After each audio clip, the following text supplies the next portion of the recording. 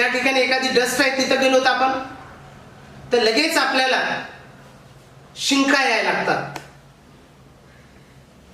डोळे लाल पडायला लागतात, थोडीफार फिवर आलेली असते, वॉटरिंग फ्रॉम आईज, नोज, हे सगळे symptom means nothing but symptom of the allergy. याचा अर्थ की समजा मला पोलन ग्रेनची अलर्जी आहे, काँग्रेस ग्रासची अलर्जी, मी ज्या वेळेला काँग्रेस ग्रासच्या कॉन्टॅक्ट मध्ये येऊ त्यावेळेला बॉडी एक्सेस रिस्पॉन्स द्यायला लागते. ज्या वेळेला काँग्रेस ग्रास माझ्या कॉन्टॅक्ट मध्ये येतं बॉडी एक्सेसिव्ह रिस्पॉन्स देत असते. कोणत्या फॉर्म मध्ये? In the form of sneezing, then watering from nose, eyes, fever, redness of eyes, even also difficulty in breathing. That is nothing but allergy. मग विद्यार्थी मित्रांनो, अलर्जी मध्ये काय व्हायला लागले? बॉडीला न दिलेला एक्सेसिव्ह रिस्पॉन्स आहे, एक्झॅग्रेटेड रिस्पॉन्स आहे.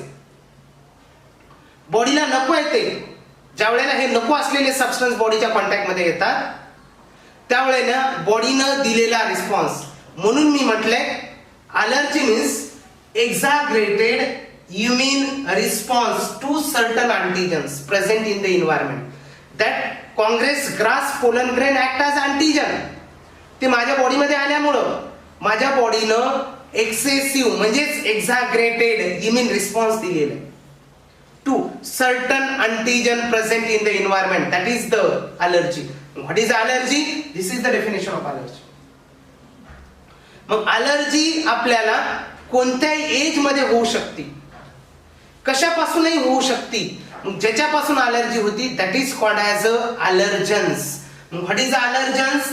Allergy causing agents are called as a allergens. तर विद्यार्थी मित्रांनो, म्हणजे अलर्जन्स कोण आहेत? Allergens are the mites in dust. Now what is the mites? Mites are the arthropods. What is the mites? Mites are arthropods in dust. Pollen, that is the pollen grain. Animal dander. These are the some of the example of allergens. Allergy causing agents are called as allergens. मग ज्या वेळेला हे अलर्जन्स आपल्या बॉडीमध्ये येतात that time blood mast cell, आपल्या body मधल्या mast cell release what release? Histamine and serotonin.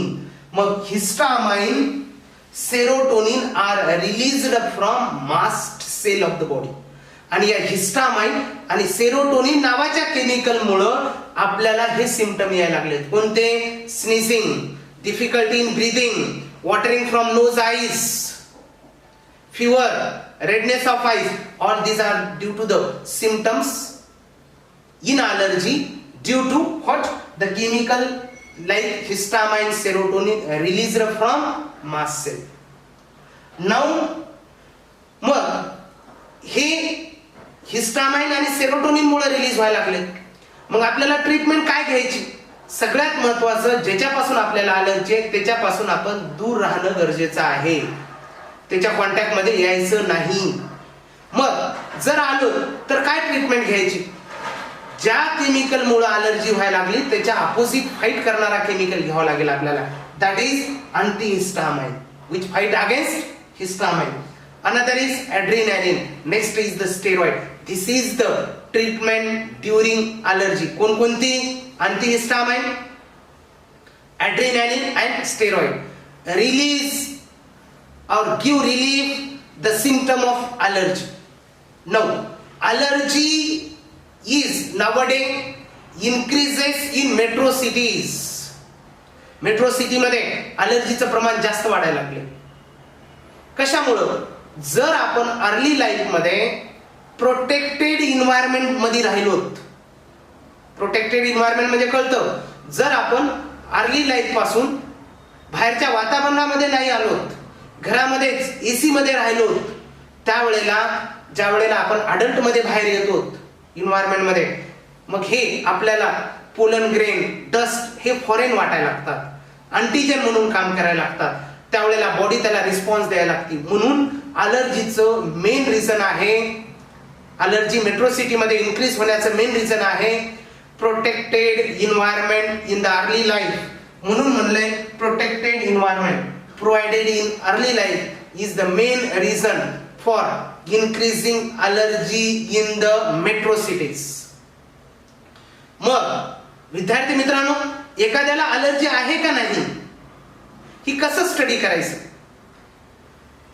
एखाद्याला अलर्जी आहे का नाही हे आपल्याला समजतं, आपल्याला कळतं. कसं कळतं, ज्या वेळेला आपण डॉक्टरकडे गेलो त्यावेळेला डॉक्टरला वाटलं समजा की याला पर्टिक्युलर अलर्जी, त्यावेळेला बॉडीमध्ये विकन्ड अँटीजन ऍड केले जातात, जे आपण म्हणलं पोलन ग्रेन हे वर्क लाईक अँटीजन. मग विकन्ड अँटीजन कमी प्रमाणामध्ये वीक अँटीजन बॉडीमध्ये इंट्रोड्यूस केले जातात आणि त्या पर्सनला जर ते सिम्पटम आले, कोणते त्या अलर्जीचे सिम्पटम, त्यावेळेला आपण म्हणू शकतोय त्या पर्सनला याची अलर्जी आहे. मग how allergy is notified or recognized by giving the injection or exposure to the weakened antigen. In this way we can recognize the allergy. मग विद्यार्थी मित्रांनो, allergy means what? Allergens means what? Allergy causing agents कोण आहेत, काय होतं, symptoms. मग allergy मध्ये कोणते केमिकल मास सेल रिलीज करायला लागले, हिस्टामाइन, सेरोटोनिन. अलर्जी झाली तर सिम्पटम कमी करण्यासाठी आपण काय घेतोय, अँटीहिस्टामाइन, स्टेरॉइड्स, ॲड्रेनालिन. मेट्रो सिटीज मध्ये अलर्जीचं प्रमाण का वाढायला लागले, प्रोटेक्टेड इन्व्हायरमेंट मुळे इन अर्ली लाईफ. म्हणून लहान मुलांना मोकळ्या वातावरणामध्ये खेळू द्या, त्यावेळेला मोकळ्या वातावरणामध्ये खेळल्यामुळे त्यांच्यामध्ये इम्युनिटी पॉवर तयार व्हायला लागेल, त्यामुळं कोणाचे चान्सेस कमी होतील, अलर्जीचे चान्सेस कमी होतील. Now all this is related about allergy. Non-self means what? Foreign cell, बाहेरून आलेल्या सेल, फॉरेन सेल्स. विद्यार्थी मित्रांनो बघा, ऑटोइम्युन डिसीज मध्ये काय व्हायला लागलंय, बॉडीमध्ये डिफरन्शिएशन करण्याची कॅपॅसिटी नसती, बाहेरून आलेलं कोण आणि आपलं कोण. त्यामुळे बॉडी काय करते, बॉडी मधल्याच आपल्या प्रोटेक्टिव्ह सेलला किल करते. मग प्रोटेक्टिव्ह सेल आपल्या बॉडीचे काय, सोल्जर्स आहेत, सैनिकासारखं काम करायले, तेच किल व्हायला लागले. म्हणजे जसं आपण म्हणू घरातल्या घरामध्ये भांडणं करणं. मग ऑटोइम्युन डिसीज झाला, आपल्या बॉडीचे सोल्जर कमी व्हायला लागलेत, बॉडीच्या महत्वाच्या सेल किल व्हायला लागल्यात. मग किल झालं म्हणजे बॉडीचा इम्युनिटी पॉवर कमी झाला. मग what is a autoimmune disease? In the autoimmune disease there is a body cannot differentiate between body protective cell and foreign cell. Body protective cell याने own cell,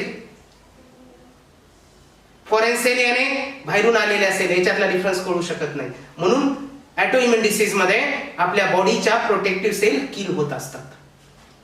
मग हे कशामुळं, याच्यासाठी there is may be genetic cause or maybe unknown cause. म्हणून म्हटलंय autoimmune disease due to genetic and unknown reasons. Okay, genetic and unknown reason. Now कोणते example आहेत आपल्या बॉडीमध्ये? एक्झाम्पल आहेत rheumatoid arthritis,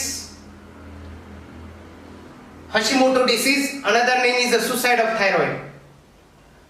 suicide of thyroid मध्ये त्याचं नावच सांगतं, थायरॉइड ग्लँडचं suicide means nothing but thyroid gland degenerate व्हायला लागते. If there is a sometime maybe injury to the thyroid gland, then there is also degeneration. Autoimmune disease means nothing but body protective cell, means body's immunity system cannot differentiate between body cell and foreign cells. Okay, मग कोणते example घेतले तर आपण? One is a rheumatoid arthritis, another is Hashimoto disease. Hashimoto disease का second name suicide of thyroid.